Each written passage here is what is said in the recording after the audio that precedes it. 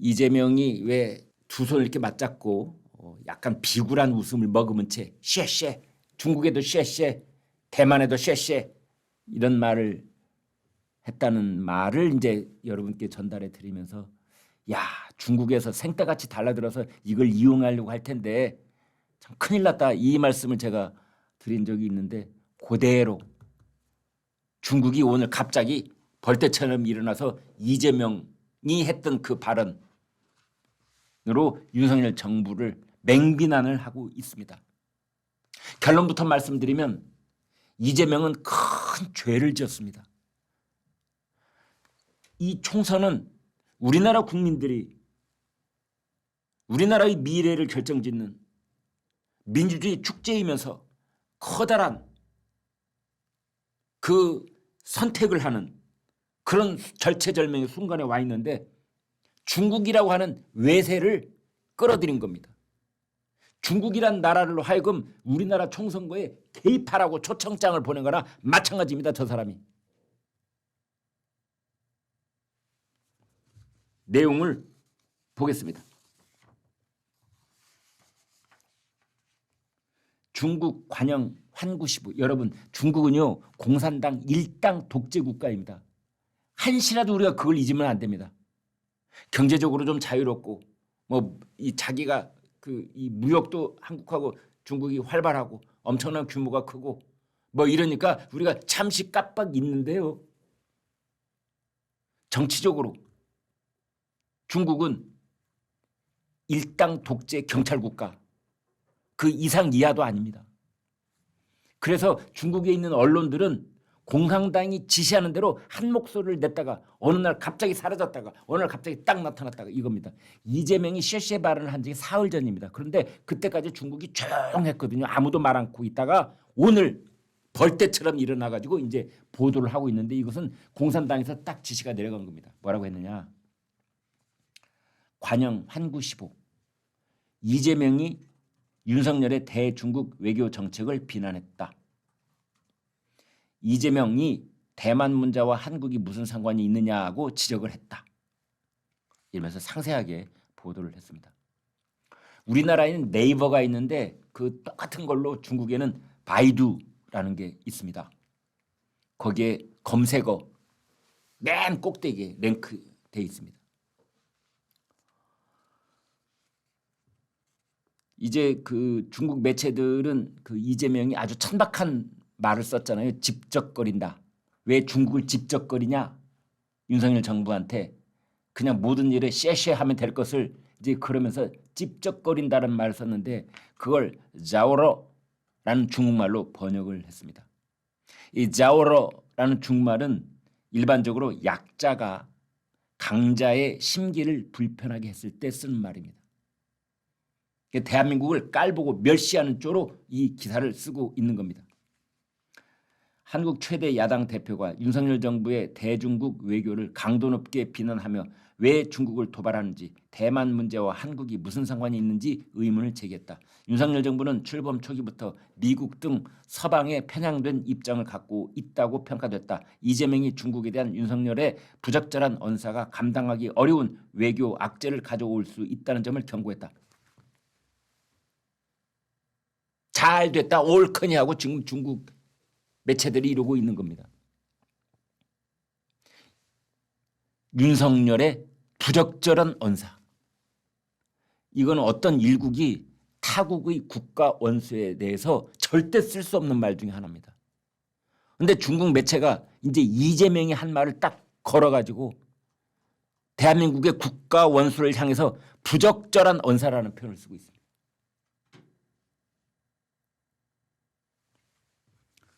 참 기가 막힌 일입니다. 그것이 감당하기 어려울 것이다. 윤석열 대통령이 감당하기 어려울 것이다. 그 결과를. 그러면서 민주당이 국민의힘을 앞서고 있다. 지지율이 앞서고 있다. 정확한 보도도 또 아닙니다.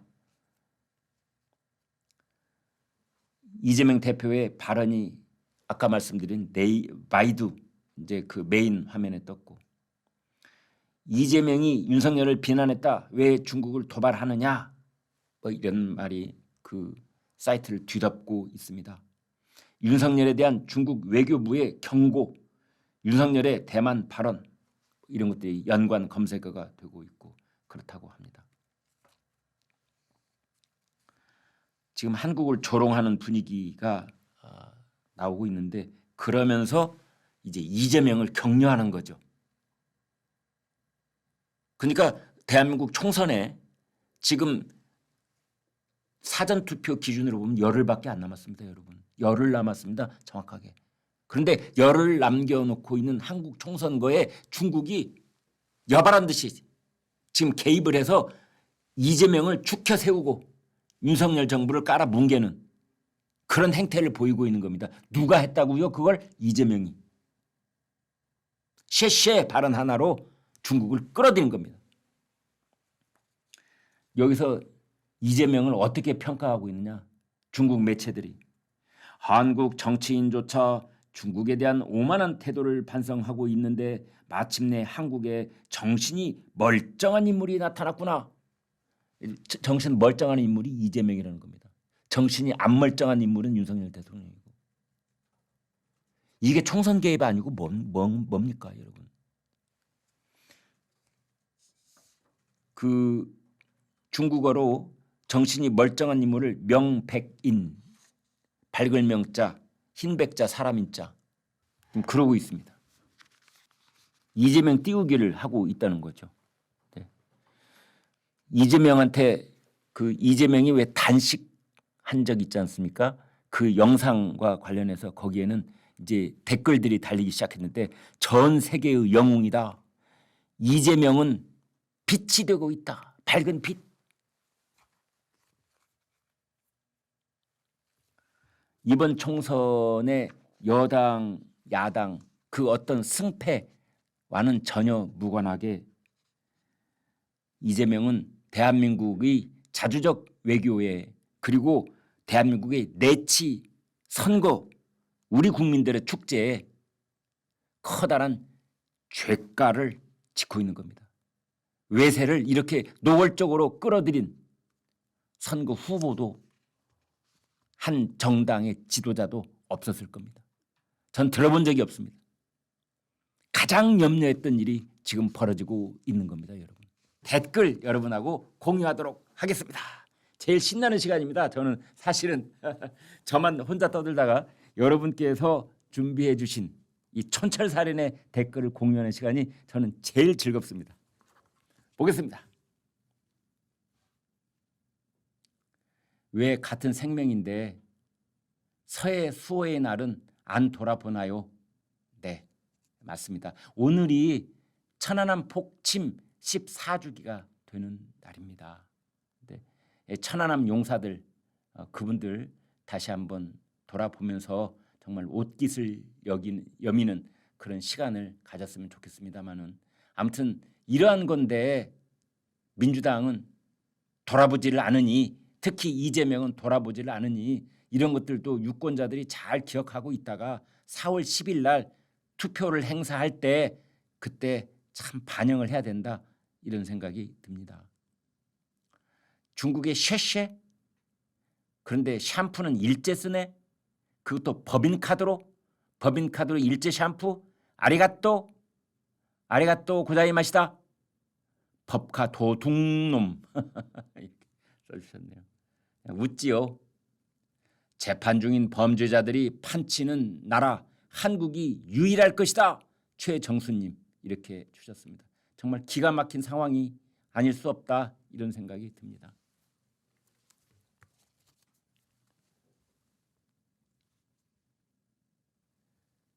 조국을 막지 못하면 조민이 국회의원 된다. 이런 말씀을 주셨는데 구찌님, 네 그런 얘기가 많죠.